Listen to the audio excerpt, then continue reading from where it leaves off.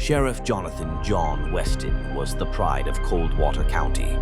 Always polite, always calm under pressure, and seemingly incorruptible, he ruled his jurisdiction with a fair but firm hand. The townspeople believed in him, relied on him, to keep them safe from the shadows that flickered at the edges of their rural lives. Yet behind closed doors, Sheriff Weston was hiding a secret.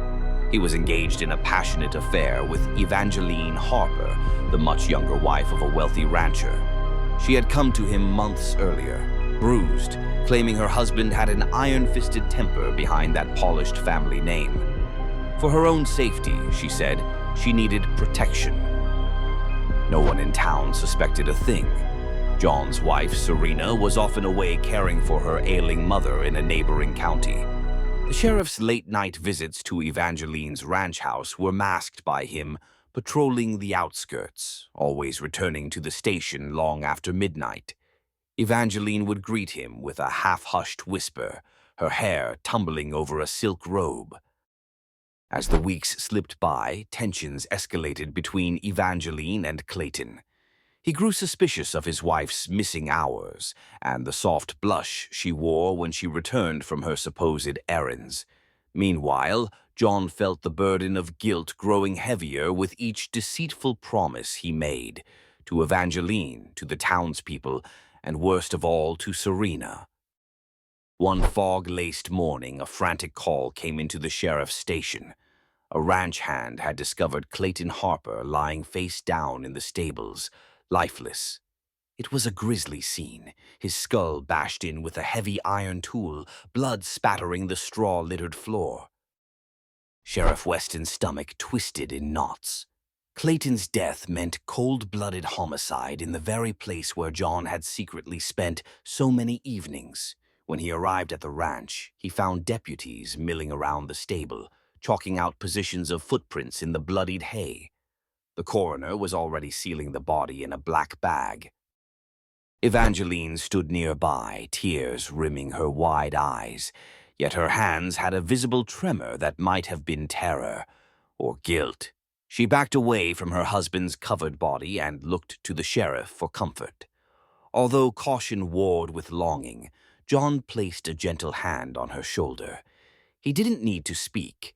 Their shared secret loomed larger than words. The case landed squarely on Sheriff Weston's desk. He tried to investigate with professional distance, but his own heart was tangled in the details. Deputy Holt, his closest confidant, noticed how uneasy John seemed whenever Evangeline's name came up. Whispers spread among the department. Was the sheriff too close to the prime suspect? As evidence trickled in, suspicions centered on Evangeline. Rumors hinted she had cause to kill her husband. Maybe he had become violent, or maybe she and a secret lover wanted Clayton out of the way. Town gossip soared. Some suggested she planned to seize Clayton's fortune. Others speculated about an affair with an unnamed man. At the same time, Evangeline insisted that Clayton's abusive behavior had escalated. She claimed he attacked her the night before, and in a panic she had called out for help. But no one came. Sheriff Weston checked the station logs and found no record of a call. So why was Evangeline lying? With each new contradiction, John felt the noose tightening around them both. Worse still, evidence from the stables indicated that whoever killed Clayton likely had access to the property at any time. Someone close, someone trusted. Deputies quietly started eyeing their own boss. Late one night, with the station quiet, Evangeline slipped through the back door and found John in his office. She was shaking, eyes wild. "He's still here, John," she whispered, voice quivering. John's heart pounded.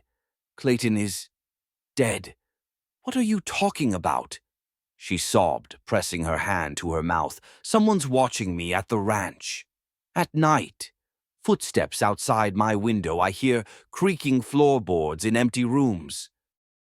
John tried to reassure her it was just grief, just paranoia. But she insisted.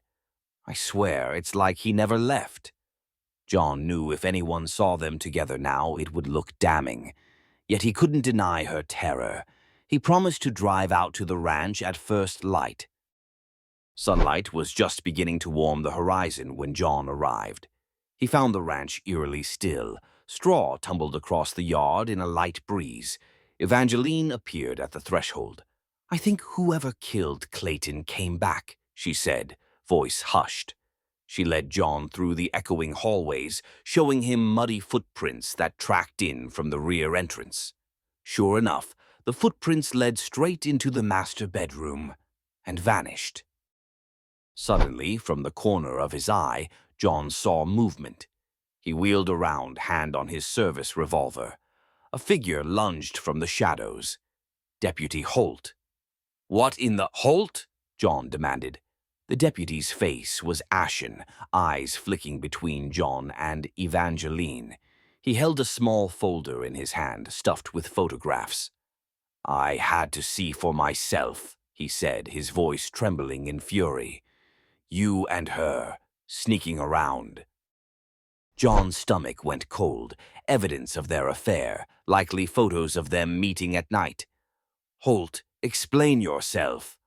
Holt's voice wavered with a strange anger.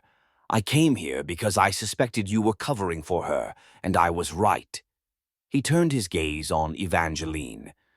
"I know you killed Clayton. I found your bloody shoes hidden in the old hayloft, along with another tool.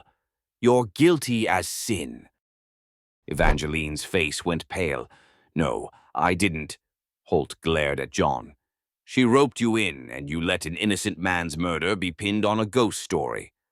John raised a hand to steady Deputy Holt. "Holt, calm down. If she did it, we'll—" But in that moment, Evangeline's facade shattered. Lips curling in a desperate sneer, she pulled a hidden revolver from the drawer by the nightstand, Clayton's old firearm. She aimed it at both men, eyes wild. "He was going to leave me with nothing, throw me out after years of abuse. I had no choice." Holt stepped forward, adrenaline spiking. "You planned to inherit it all, then run off with the sheriff, didn't you?" A mocking laugh burst out of her. "Run off with the sheriff? Please." She turned the gun directly on John, who froze. "I used you. If the rumors spread that I was with the Honorable Sheriff Weston, it'd keep suspicion off me. My husband's a monster. The sheriff's my savior. It was the perfect cover story." John's heart sank. He realized the truth in her eyes. She had played him like a fiddle. All the longing glances, the panic calls, had just been her own elaborate alibi. "You set me up," John said, voice barely above a whisper. "Everything you told me, everything we shared." She gave a bitter grin. "Not everything was a lie. Some of it was thrilling, but survival comes first." In a heartbeat, she fired a shot at Deputy Holt, missing him by inches. John seized his moment, diving at her and knocking the gun free. They struggled violently, crashing into furniture. Deputy Holt sprang to help, wresting the weapon away. Finally, Evangeline was pinned to the floor, hair askew, eyes burning with feral rage. Within hours, Evangeline Harper was in handcuffs. The evidence she tried to hide, the bloody shoes, the murder weapon, now damned her. She confessed she had killed Clayton to claim the ranch and needed a patsy. Sheriff Weston, blindly in love, was the perfect shield for suspicion. Her only mistake was not accounting for the deputy's sharp intuition.